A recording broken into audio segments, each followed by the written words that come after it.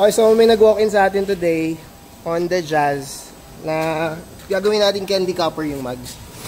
Okay, so pakita namin sa inyo yung magiging process itong Honda Jazz. Try natin tapusin to in one day. So, ngayon about 11:30 AM na. Try natin to tapusin bago magsara yung shop today.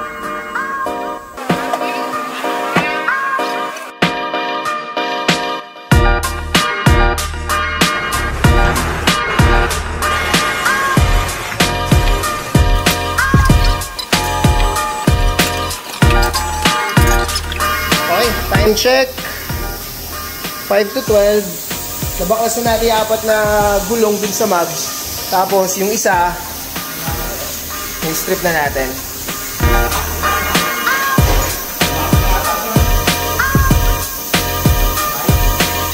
Okay, so time check 1:30. Dalawa na yung na-sandblast natin. Tapos ito, pasok na ito ng sandblasting. Tapos yung isa, siguro konti pang chemical. Alright, so tingin ko in good shape naman tayo. 2 hours pa lang natin siya tinatrabaho. Tapos halfway na, na-sandblast na yung dalawa. Yung dalawa papasok na sa blasting. So hopefully mga 2:30 to 3, nasa coating na yung 4 na mugs. And sana mamit natin yung 5 o'clock to 6 o'clock. Tignan natin. Okay, 2:37. Natapos ng masandblast yung 4 na mugs.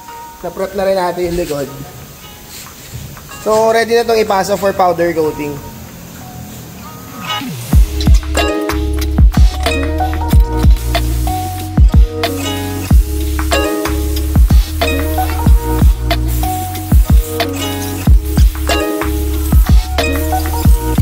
Time check 4:37. Na-chrome na natin siya.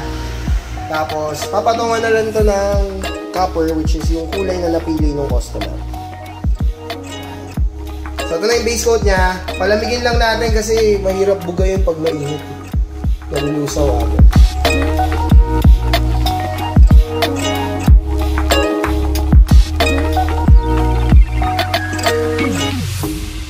Time check 10 to 6. Ito yung kulay na napili ng customer.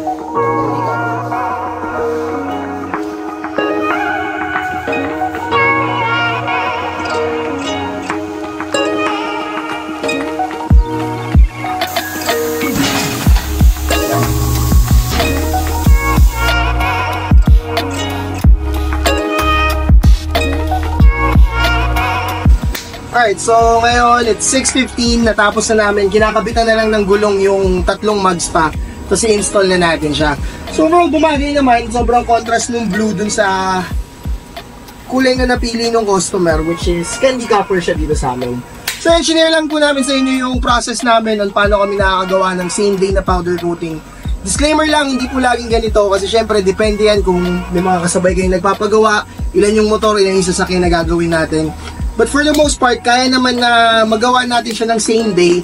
Siguro may konting upgrades pa tayong gagawin kasi inabot kami ng 6.5 hours para magawa ng isang kotse. Gusto pa natin mapababa yun or maybe may maisip pa tayong ibang service na mas magiging convenient para sa inyo, no? So yun, dito na siguro namin tapusin yung video. Maraming salamat po sa panonood. We'll see you on the next one.